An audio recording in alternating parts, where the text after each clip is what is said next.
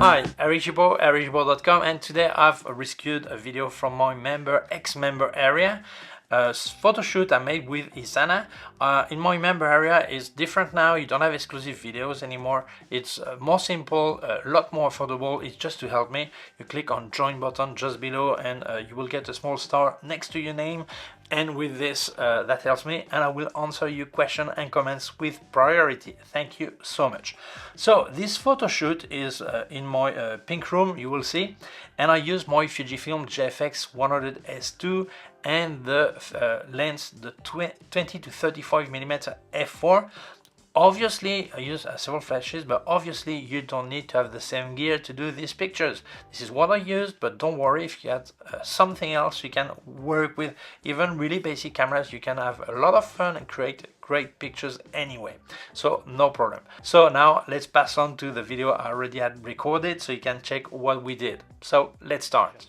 This room is at my house, okay? This is part of the living room where I can watch TV, but also it's decorated this way so I can actually make picture with a special look, okay? It's about 4 meters long and 3 meters wide, okay? The thing is, the type of picture I want to make here is with flooding with light, so it's really aggressive. So I need to light from corner to corner, about 3 meters long, because don't go to the I stop just on the cupboard here, okay? So it means I need a lot of light, okay? It's not just flooding with light, it needs to be calculated also. We're going to have a look at this. And by the way, I've got this extra light. This is here just for recording me, but actually it's not really compatible to light for video and light for photography. So this is why part of the making of is a bit darker, okay? So this one is here just for you to see me when I explain, okay? So now I'm going to explain the setup. Many people think that if you want to light from border to border, you're probably going to put the same amount of light, but then it will be really flat. So actually I want less light here, less light there, more light on the model, okay?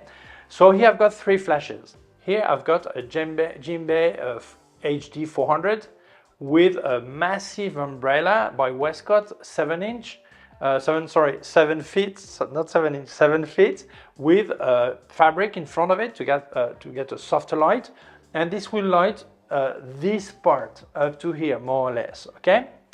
On the other side, I've got an FJ 400 by Westcott with a softbox by Westcott, also 1.20 meters, and it will light what is the this player here, the record player there, and also the phone and this area.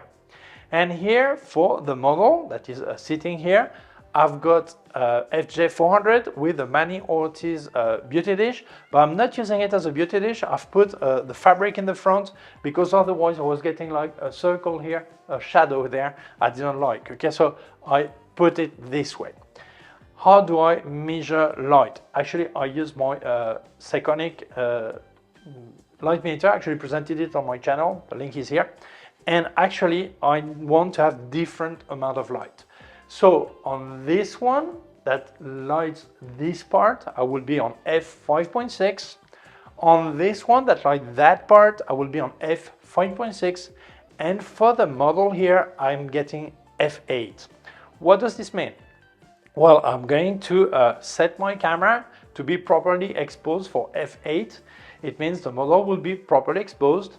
It means I will get less light here and here. It's not that obvious because just one stop difference, and as the background is you get your attention on the model and you don't actually see this that much. You don't have this feeling that it's different, but you do get some volume, okay? So it is the way I lit, f8 in the center, 5.6 on the sides, okay? Now I'm going to show you one by one what does each light on the set.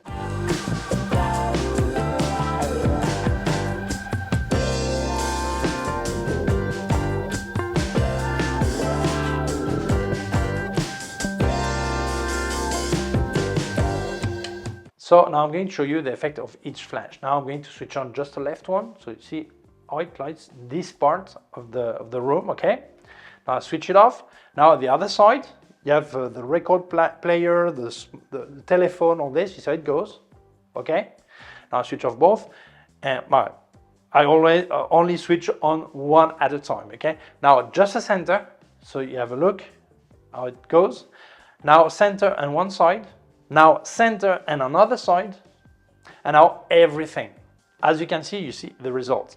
But it is really important when you're going to set your light, go one by one to analyze the results, okay? To see, same thing when you measure light, you switch on just one, then you switch it off, then the other one, you switch it off, then the other one, then 2x2, and then all three, and you check. Same thing, you make this picture I showed you on your camera, so you see exactly where is the border until where light is going, and you make sure everything is fine. So it's like a cooking recipe. You just be really organized and go one by one. That's really important. I see many people, what they do, they get all their flashes out of the box and they use all of them. And that's not the way it works. One flash is one problem, two flashes, two problems, three flashes are three problems, and so on. So you must have them as solution. First, you're going to place your main light and see the result. If it's okay, that's it. If it's not okay, then you place a second flash next to see if it solved the problem you still had.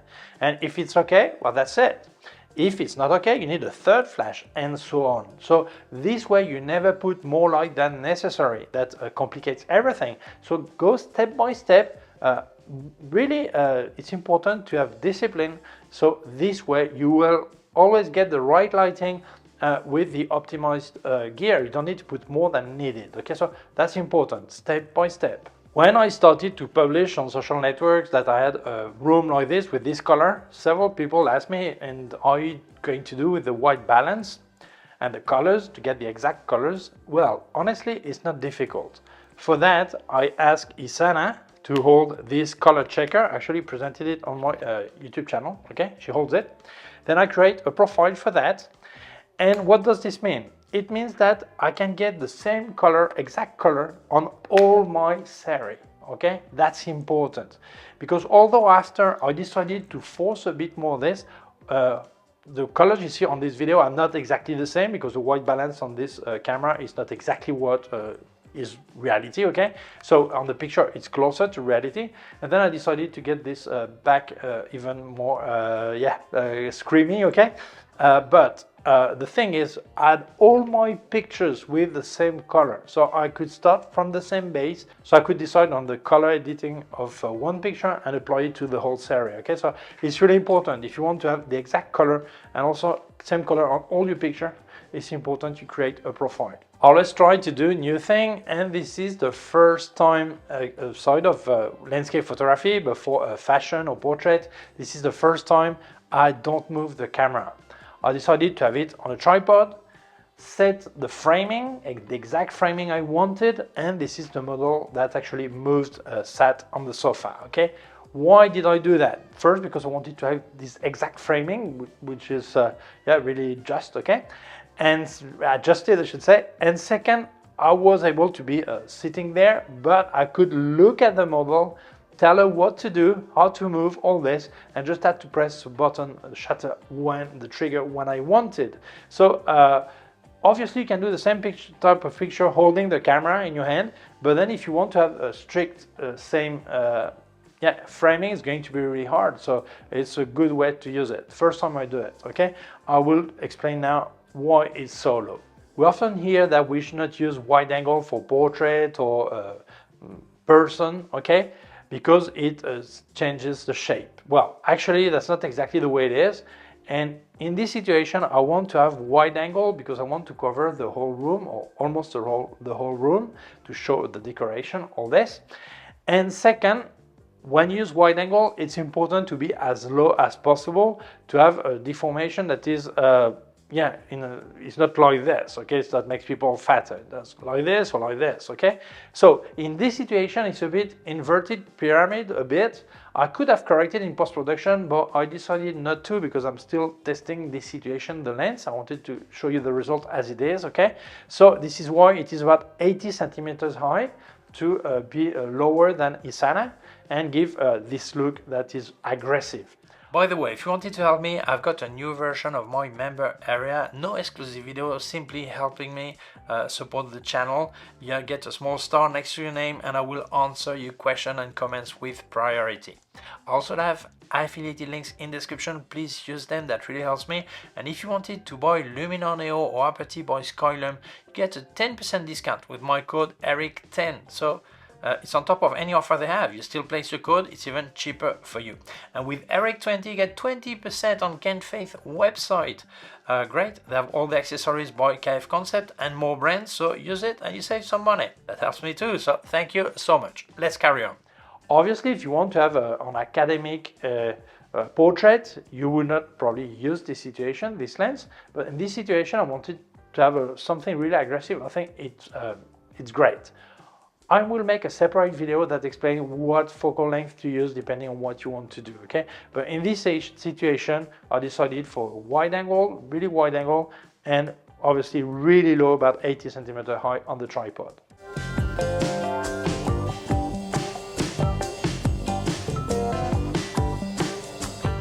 Maybe this light sounds complicated to you, but it's really the easiest one.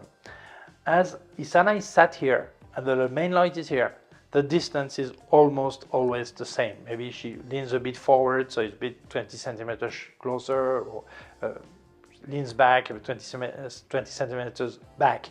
But actually, the amount of light that arrives to her face is always really similar.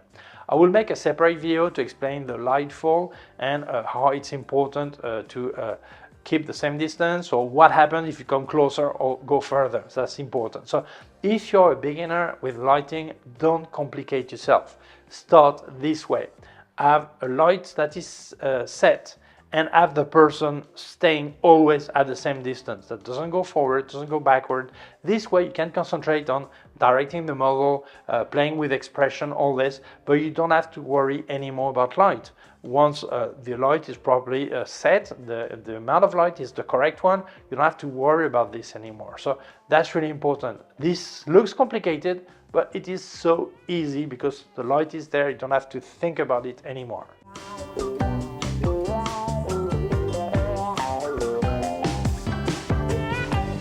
So what camera gear did I use? I used my Fujifilm GFX100S Mark II with, well, I don't say if they say S Mark II or S2, not sure, okay. And the lens is the 20-35mm f4, which is equivalent of 16 to 28mm in full frame. This sensor is larger than full frame, okay. I used it on 23mm, that is like 18mm. I set the ISO on 80, which is the minimum base ISO. You can force it down, but I start at 80 as a minimum, so I use it this way.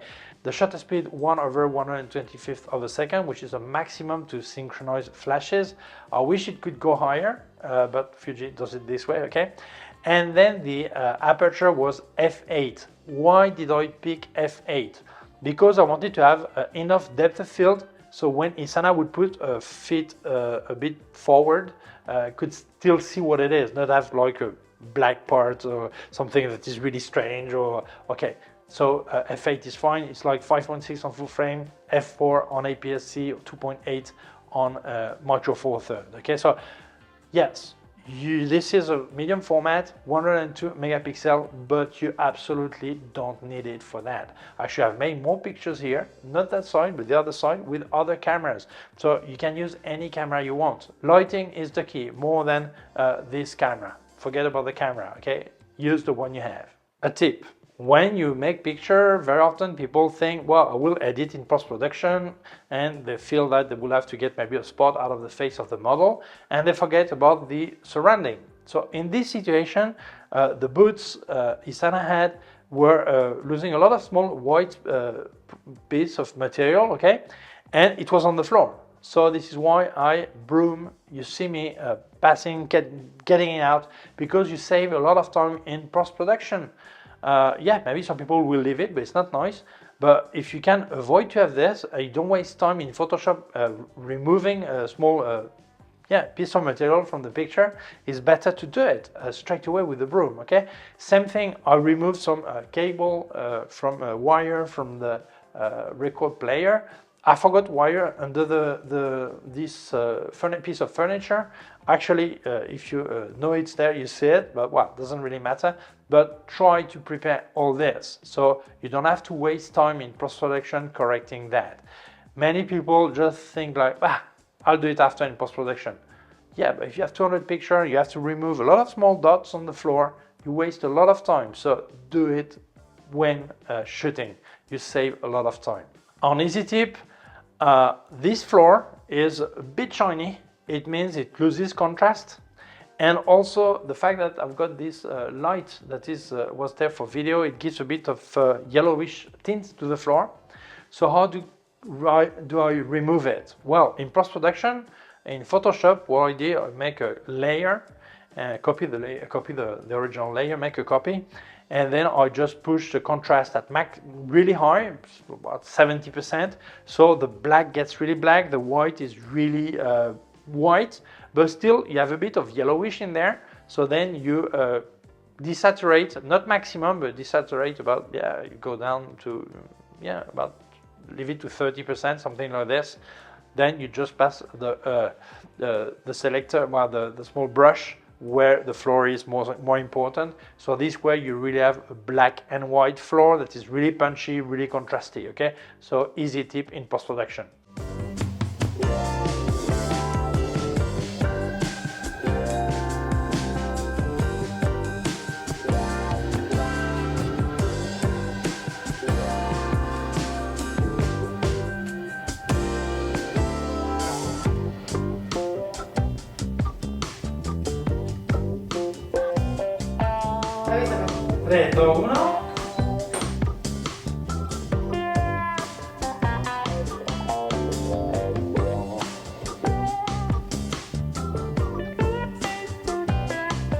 As you can see, directing the model this way is so easy because you know the framing is right. You will not cut an arm because it's already everything framed, and you sit behind the camera in the same axis. So this way you can actually check what you see is what your camera sees, except the camera is a bit lower, okay? But you can flip a bit the screen if your camera can, and you can concentrate on the poses. The model doesn't see herself, so you are actually her eyes. So you can tell what to do, how to do it, all this. So that's a great way to learn how to direct a model also, because you just have to concentrate on this.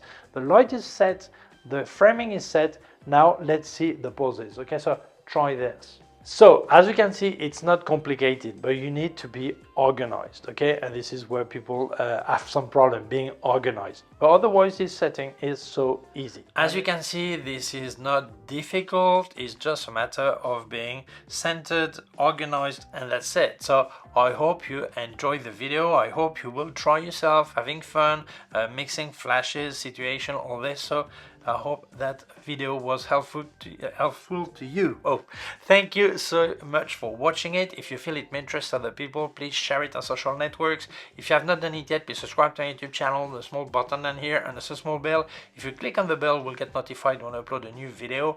My website, Gibaud.com. If you have any question, can leave a comment below. I've also activated a new version of my member area. Please join button just below the video, get a small star next to your name, and I will answer your comment with priority. I also have affiliated links in description. Please use them, that really helps me. And if you wanted to buy Luminar Neo or Aperture by Skylum, get a 10% discount with my code ERIC10. 10% on top of any offer they have. You still place your code, it's even cheaper for you. And with Ken-Faith, you get a 20% discount with the code ERIC20. You will get all the accessories by K&F Concept and more brands also. Thank you so much, that really helps me. Also leave you my PayPal account in case you wanted to make a donation. Thank you very much, please take care of yourself and see you soon. Bye.